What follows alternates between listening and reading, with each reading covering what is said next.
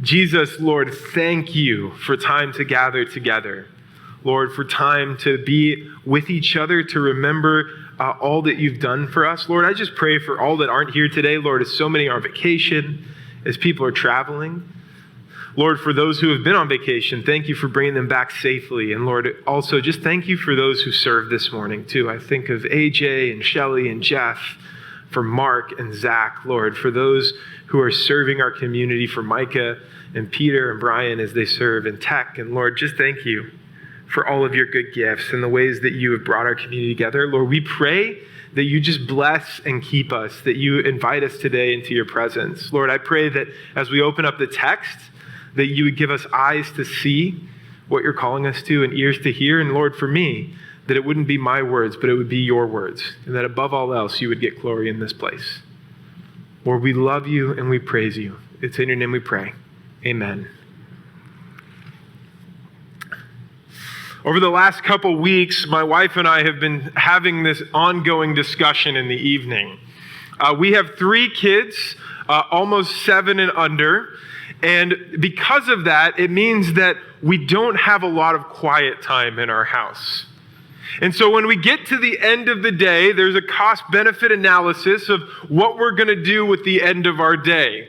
With that last little bit of energy we have, what should we do with our time?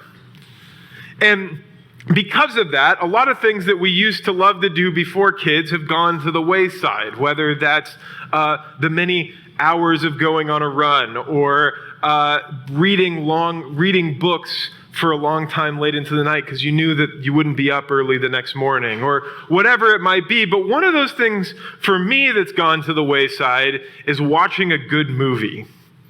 And so now I really have to pick and choose which movies I'm going to watch. And because of that, I've got favorite directors or people that draw me in with the type of stories that they tell.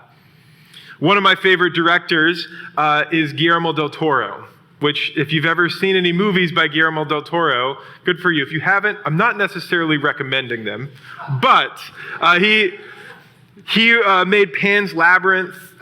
He made recently he made an animated Pinocchio. But he's famous for telling these like fantastic, supernatural fantasy fables. And all of his stories are really about something that's going on and behind the scenes and trying to lead you through something. A few years ago, he made the movie Nightmare Alley. Nightmare Alley is a story about a man by the name of Stan who finds himself running from his past and ending up at a carnival. And when he ends up at this carnival, he's watching the different shows, and he finds himself in a freak show where there's a man that they've turned into a monster over time, and he does some horrific act in front of these people, and then he goes and sits with the head of this carnival, and he tells him, this is how we get this man to do this act. Over time, he joins the carnival, and he becomes this talented mentalist, and he has this gift for reading people's minds, as it were, or really just understanding the human condition. And people throughout the time encourage him, use your gift. You have a gift. Use it for good things. Don't use it to swindle and cheat people. They keep telling him, beware your ambition. Slow down. Don't forget about the small decisions that you're making. He falls in love with another one of the carnival workers, Molly. And over time, they dream of a better future, but what they end up doing is running away from the carnival and pursuing ambition, all the things that everyone else warned him about. Many things happen. I won't get into all the details, but his ambition eventually destroys him. And in the end of the movie, he ends up right where the monster he watched at the beginning was. It's a story of how somewhere along the road, his small decisions of arrogance and ambition and cynicism, all those things that were wrapped up in the good parts of the talent that he had, led him to destruction. Somewhere along the way, he got off track. Now, I'm venturing a guess that not many in here are carnies running from the law, But we can all relate to getting off track somewhere along the way. We at times wonder how we got where we are. We find ourselves making choices along the journey of life that lead us to become someone that we don't recognize. And if you're not checking on where you are, taking stock of where you've been, you might find yourself looking in the mirror at a stranger at some point. Where are you on the journey? What small decisions have you made along the way? Who are you becoming? And what do you hope in? Today we're in Psalm 131, towards the end of the Psalms of Ascent. And at this point in the journey, God's people would have drawn close to the temple, singing psalms as they contemplated the journey they had been on. And for us, we want to do the same. Take a second to contemplate the choices that we've made. Consider the ways that we've decided to live and where they've not just led our minds, but also where those choices have led our souls. So if you have your Bibles, open up to Psalm 131. And let me catch you up a little bit. If you haven't been with us, where we've been so far. This summer, we are studying the Psalms of Ascent. The Psalms of Ascent are a specific collection of the Psalms that are located in the middle of the Psalter that were a liturgy that people sang as they journeyed towards Jerusalem during the three holy feasts of the year, during Passover, Pentecost, and the Festival of the Booths. And remember, sometimes people journeyed for hundreds, if not thousands of miles to come to Jerusalem to worship. In the book of Acts, in the opening chapters of Acts, there's the story of Pentecost. And there are potentially people from Rome at the Pentecost feast in Jerusalem at the beginning of Acts, which would have been over 2,500 miles by foot.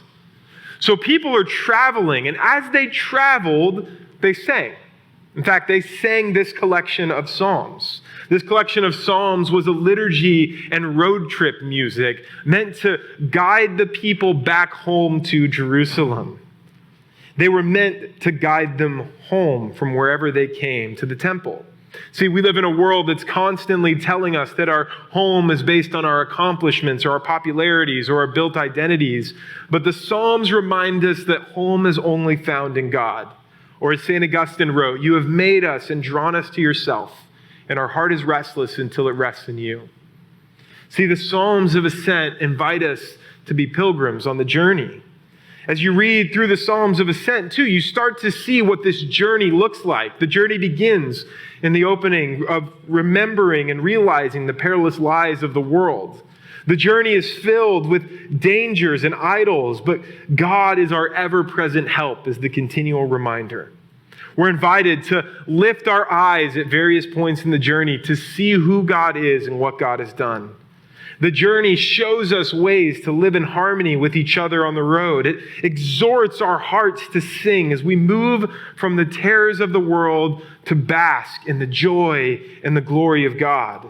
Because the destination was never a place, but it was always a person, God and Jesus.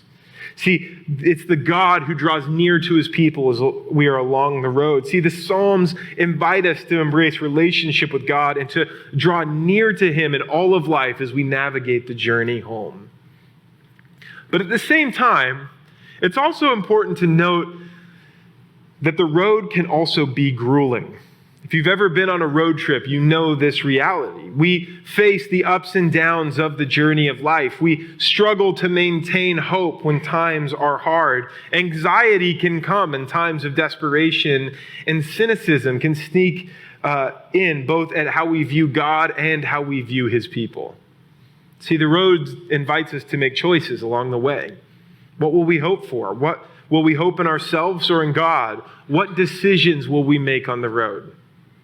And in one of the shortest Psalms, Psalm 131, we're invited to consider some of these decisions. In fact, the psalmist in the order of worship are inviting us to consider 4 choices on what we will follow and put our hope in on the road and how these decisions will shape us. Let's read Psalm 131 together. I have calmed and quieted my soul, a song of ascents of David. O Lord, my heart is not lifted up. My eyes are not raised too high. I do not occupy myself with things too great and too marvelous for me. but I have calmed and quieted my soul. Like a weaned child with its mother, like a weaned child is my soul within me. O Israel, hope in the Lord from this time forth and forevermore. The first thing that we're invited to make a decision on is, will we choose awe or will we choose cynicism? I can't help but think about where the people were on the journey as they sang this psalm. Remember, they would sing these psalms over and over again, but they were also timed to meet the people to meet them as they walked up to the temple. Last week, Pastor Jeff talked about Psalm 130 and how it invites us to consider our sins and suffering. It invites us to consider how we're doing and what are the places in our lives that we need to confess to God. And this was a psalm that was sung as they approached the temple. As they approached the temple of God, it was the psalm that they sang together. And this would have been important for Psalm 130 because they would have been considering, as they went to the temple, what are the things that I need to sacrifice for?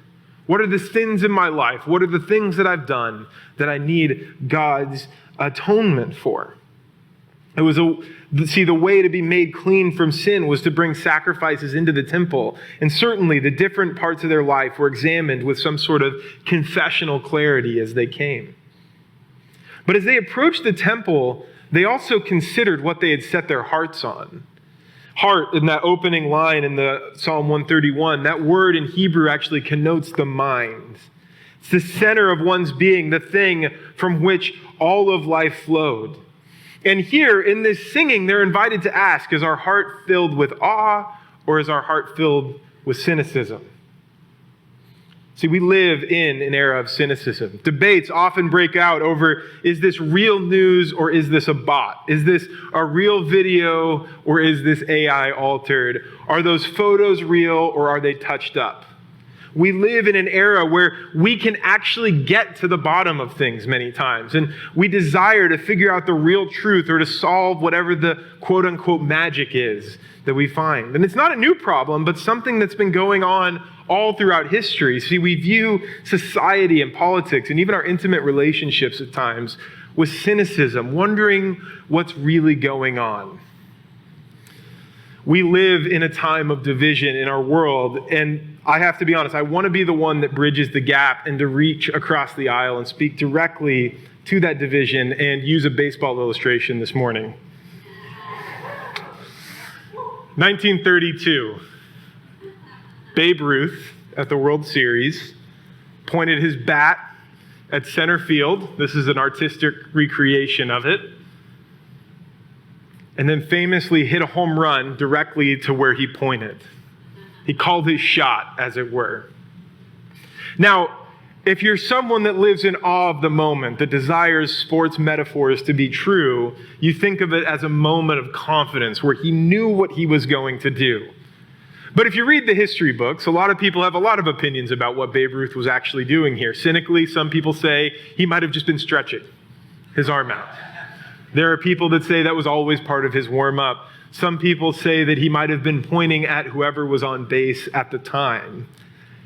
But the question, I think, that it actually brings to, it operates as some sort of litmus test for us, whether we see the feat as a cynical thing or hold it with awe.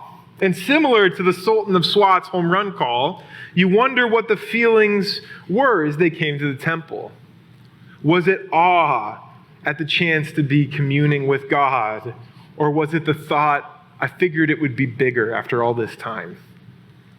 It's an important question for us to consider too as we come to worship with this community. Far too often we come with the expectation that the church will let us down or that we'll only let God come in so far. And at times, when God answers prayers even, we look for the practical explanations, cynically looking for the answer. Yet the invitation is to come and behold the wondrous mystery of God and his kingdom. To behold the mystery of a God who unites us together as a community of broken people on a path to him. There's awe in that reality. I think about that often with our community here. Our community, last I checked, has 11 different nationalities represented at Acacia. We also have people that would vote on either side of the aisle. We have people in here who love baseball and the redeemed, who love basketball and soccer. And we believe that we're called to be united in Christ. And that doesn't always mean that we'll be uniform. We believe we're people that are pulled together by Jesus. And I know at the same time, we're far from perfect as a church. We have our blind spots. But it would be really easy looking at all of that reality to look at it cynically on somehow how we made it together, somehow how our community came together, rather than to consider the miracle that God's united a diverse group of people together in him. That somehow God has brought a group of people from different backgrounds, from different places, from different parts of the world to follow him in community. Awe or cynicism. The decision starts with which you'll choose. We're invited to put our hope in the God who does amazing things, or to cynically trust ourselves along the road. And the question is, which will you hope in? And it's from this context of awe or cynicism that the psalmist invites us to consider our hope. But to sort out our hope, we first must make a choice about the posture of our heart. Will we choose ambition or humility? Ambition or humility? From the beginning, the psalmist observes what it means to holistically follow God. It says, "O Lord, my heart is not lifted up, my eyes are not raised too high, and I do not occupy myself with things too great and too marvelous for me." They're not focused on prideful ambition, but rather on humble engagement with God and his world. As we just discussed, the word heart was the word used to describe the mind. It was descriptive of the inward reality, the thought life of the individual. Or it was also used to describe character, what David Brooks would call eulogy virtues, or the things that people will remember about you and your legacy. The eyes described the outward world. Eyes was a symbol of how one engaged with their world around them. It was related to how one loved their community and their intimate relationships. And here, the psalmist said, "I engaged with the world as one humble, not with selfish ambition." When I say ambition, it might raise some alarms for you because it rubs against our cultural ideals. In the West, we've mythologized the idea of the American dream, one where if you work hard enough and long enough, and if your ambition is strong enough, you can make something of yourself. And using ambition in a negative way may be causing you to squirm in your seat. But the Bible's view of ambition is actually slightly different. Pastor Eugene Peterson describes the biblical view of ambition writing this: "Ambition is aspiration gone crazy. Aspiration is the channeled creative energy that moves us towards growth in Christ, shaping goals in the Spirit. Ambition takes these same energies for growth and development and uses them to make something tawdry and cheap, sweatily knocking together a Babel when we could have been vacationing in Eden." Calvin comments, "Those who yield themselves up to the influence of ambition will soon lose themselves in a labyrinth of perplexity." Here, the psalmist invites us to consider what the journey is about. Is it about furthering yourself, or is it about growing in humility? Is it about humbly coming to God and focusing on his way in the world, or focusing on your status? Is it life with God or life from God? Humility is the key to our journey, helping us to properly order ourselves as we follow Jesus. Or as C.S. Lewis observed, true humility is not thinking less of yourself, it's thinking of yourself less. Notice, too, that the practice of humility is not just a thought process, but one of action.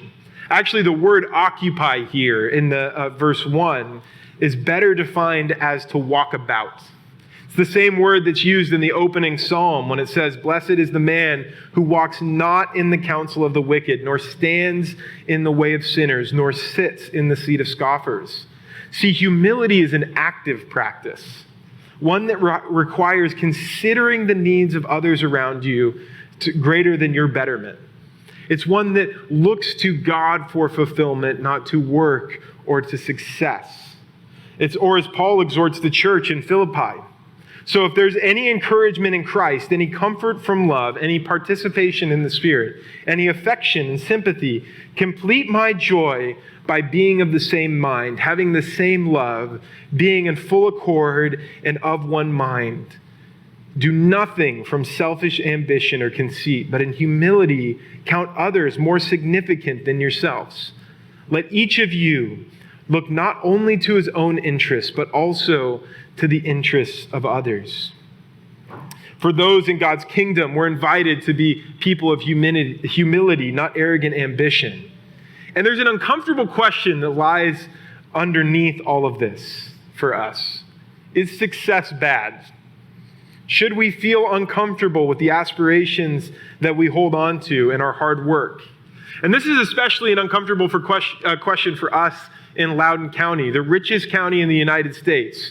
And for those of you that came from Herndon this morning, don't worry, you're also in the top 5. Notice the beginning, who the Psalm's attributed to, a Psalm of David. King David is probably the most successful king in the history of Israel, one whose wealth and power were unimaginably great. He actually laid the foundation for King Solomon, the richest king in the history of Israel, his son.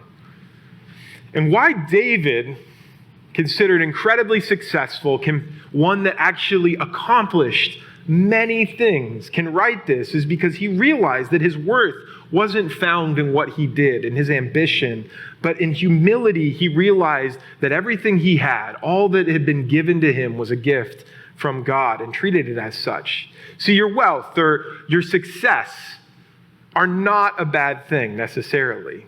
It's what you do with those things that's a bad thing. Is it your identity? Is it your idol? Or is it the gift from God that you operate out of? There was a guy that I learned this from intimately at my last church by the name of Marv Proctor. Marv Proctor was a rags to riches type of story in Albuquerque. He started off as someone that actually was living on the streets at one point, and eventually made his way into working at a small company that sold filing cabinets, working his way up to owning and being the CEO of that company, and transforming that company into a multi-million-dollar group called the Improve Group. Marv was incredibly wealthy and had a lot of success and could retire and do whatever he wanted. Play golf for the rest of his life, explore the world, spend his money in a way that he felt or in a way that some would say he had earned. But instead, Marv did this. This is the logo of his company. This is from Levanta Lending. Marv looked at his success and decided that he wanted to use it in a humble way to care for his neighbors. And so he started a company called Levanta Lending, and what they do is they actually do microloans, and they also buy people's payday loans and give them a far lower interest rate. And the idea is to help elevate people from a place of being in poverty in Albuquerque, one of the poorest counties in the country, and helping them grow and helping them develop and leading the next generation. See, Marv used his time, talent, and treasures for the life of the world. We have an incredibly generous community here. God has really gifted us with that, and I'm so thankful for it. But I think the question that this psalm invites us to ask here is, what are we holding on to? Is God calling you to humbly submit your time or your talents or your treasure to Him in active ways? See, the first two choices are awe in the God who created all things, and to humbly remember that it is God who gives all good gifts we have. But let's be honest, this is way easier said than done. Part of the struggle in stepping away from ambition towards humility is the perceived lack of control. It's hard to sort out our hope when we feel caught up in the swirl. And that's where we're also invited to choose either anxiety or contentedness. In the presence of God, the invitation is to embrace calm contentedness over the anxiety of the world.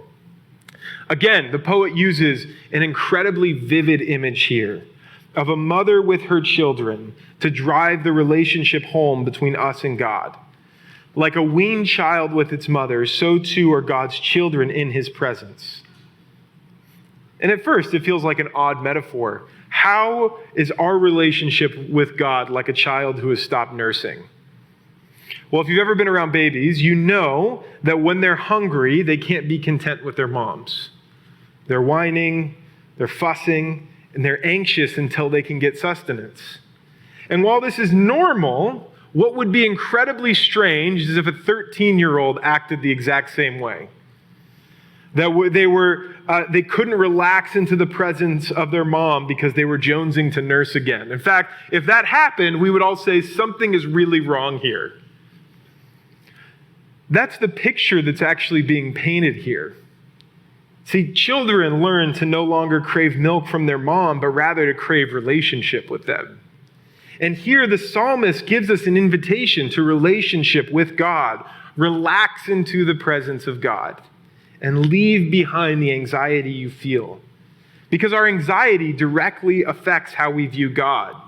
Pastor and author Steve Cuss points out how anxiety changes our relationship with God, writing this: anxiety shrinks the power of the gospel because it presents a false gospel, one of self-reliance rather than reliance on God.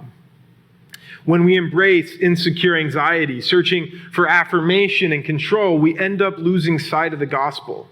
We can get bigger than human size, looking to control our reality. We can get smaller, shrinking away from our relationships with God and others. But the invitation here is to actually just get human-sized, to order our relationship with God and others properly. And this is a key theme all throughout the New Testament. In John 4, Jesus relays his relationship to the Father this way. Jesus said to them, "My food is to do the will of him who sent me and to accomplish his work." For Jesus, the key to relax into the presence of God and partner with him in contentedness was to partner with him in contentedness, not trying to anxiously earn God's favor. When writing to the church in Corinth, Paul encourages them to leave behind a life of milk, anxious insecurity, and move to solid food, contented relationship with God, when he writes this: "But I, brothers, could not address you as spiritual people, but as people of the flesh, as infants in Christ. I fed you with milk, not solid food, for you were not ready for it. And even now you are not ready, for you are still of the flesh. For while there is jealousy and strife among you, are you not of the flesh and behaving only in a human way? For when one says, 'I follow Paul,' and another, 'I follow Apollos,' are you not merely being human? We are invited not to be defined by anxious striving, but rather to enter into content relationship with God." Finally, in Matthew 18, Jesus invites his disciples to be like children in humble relationship with their parents as they come to God in this moment. At that time, the disciples came to Jesus saying, "Who is the greatest in the kingdom of heaven?" And calling to him a child, he put in the midst of them and said, "Truly I say to you, unless you turn and become like children, you will never enter into the kingdom of heaven. Whoever humbles himself like this child is the greatest in the kingdom of heaven." See, you are invited to be like a child, casting your cares onto a parent who hears and listens, to be content in relationship with God and to trust him, to become human-sized, not to try to be more or less than God calls you to be. Rather, to rest in the Father who loves you and the God who cares for you, as the intimacy of a mother with her child. I see this with Jocelyn and our kids.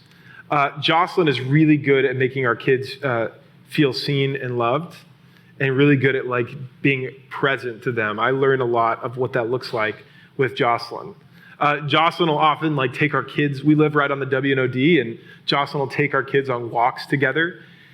And then Jocelyn will come back with all of this information that they're sharing about their lives. Whereas when I ask them about how they're doing with their lives, they just say, "Good."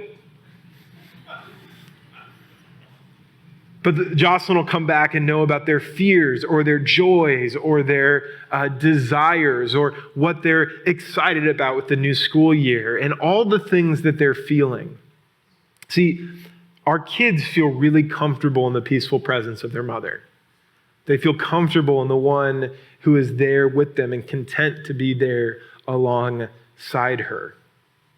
And in the same way, we're invited to embrace that type of relationship with God. Awe, humility, contentedness. All of these are part of developing hope on the path. Yet I also want to acknowledge the tension you may be feeling.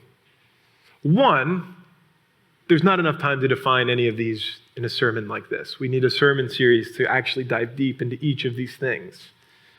But two, our hearts also tend towards cynicism, ambition, and anxiety. And for many of you here today, me telling you not to have anxiety probably is just increasing your anxiety.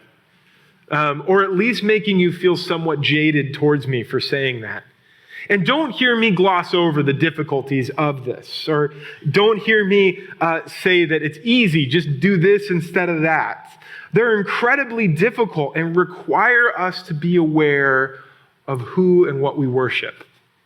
See, the fourth thing is we need to be aware of our worship or shifting worship. Which one will we choose? Aware or shifting worship? When summarizing Psalm 131, theologian Walter Brueggemann observes, the opening verse in the voice of the individual gives expression to trust, and the final verse urges the whole congregation to take hold of that faith. See, the psalmist is inviting us to actively worship God, both as individuals and as a community, to have habits and hearts oriented in faith towards the hope that we have, to have a journey that is defined by who God is and what God has done, to travel home to the way, the truth, and the life. Or as Mark Sayer observes, the explorer heads into the wilderness to find glory. The shepherd of God is humbled by the wilderness to be shaped by God, and thus elevates him through worship. See, the world will always vie for our worship. But the reality is, no matter what thing we worship, whatever it is in the world, it will always shift. It'll always be like the builder that built his house on the sand. And while many of the things are really good things in the world that we worship or our hearts tend to be drawn to are good gifts from God, they make bad gods in and of themselves. But for those of us who follow Jesus, we have hope that is anchored in who he is and what he's done for us. That he lived the life you could not live and died the death you should have died. That by his life, death, and resurrection, you have been set free both now and in eternity. That his love is for you, not based on how well you choose the path, but rather because he delights in you. The invitation is just to come. See, I can promise you that you will struggle. It's hard not to be cynical about the state of the world and the church. It's hard not to be arrogantly ambitious for selfish gain. It's at times impossible not to feel insecure anxiety about the world and your place in it. And there are times you will worship shifting idols, glittering baubles that will get you nowhere. But I can also promise that God's love is for you wherever you are on your journey. That while at times you may struggle to choose God, God never struggles to choose you. That God does not leave or forsake you, but rather continues to invite you to rest in his presence daily, that he is the good parent delighting in his kids, and the invitation is open-armed to come.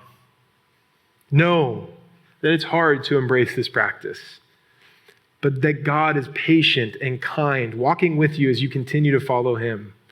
Or as Charles Spurgeon once said about Psalm 131, Psalm 131 is one of the shortest psalms to read, but one of the longest to learn.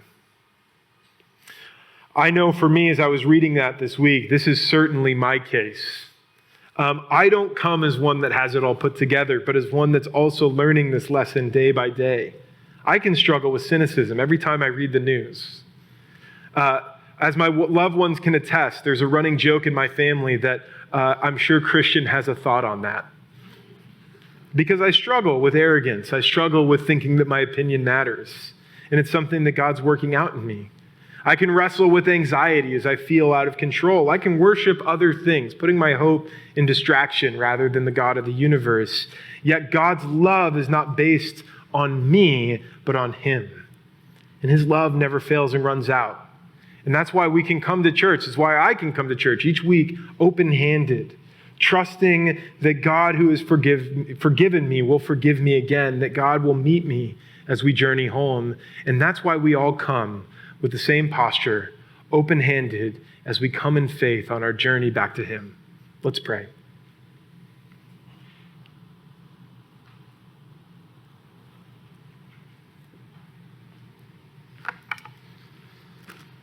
Lord, I confess that so often when I look at these four choices, I choose the opposite.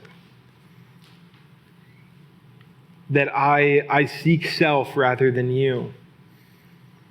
But Lord, I'm reminded too that in the words of Jesus, that you came to seek and save the lost. And so Lord, wherever we're at this morning, Lord, I pray that you will seek and save us. Those places of our lives that we're scared to open up to you, and the places of our lives that you've been working on for decades. In the joys in our life that we struggle sometimes to trust you with. Lord, I ask that you would help us to come open-handed to you. Lord, I ask too that you would help us to be open-handed with our time, our talent, and our treasures. That we would learn to orient our whole life under the God who gives good gifts. Jesus, thank you. Thank you for the ways that you love us, that you care for us, and the ways that you meet us where we are. It's in your name we pray. Amen. Praise God, from whom all blessings flow. Praise him, for the wonders of his love. Praise God, from whom all blessings flow. Praise him, for the wonders of his love, his amazing love. For God so loved the world that he gave us his one and only Son to save. For God so loved the world that he gave us his one and only Son to save us. Whoever believes in him will live forever. The power of hell forever defeated. Now it is well. I'm walking in freedom. For God so loved the world. Bring all your failures, bring your addictions. Come lay them down at the foot of the cross. Jesus is waiting. God so loved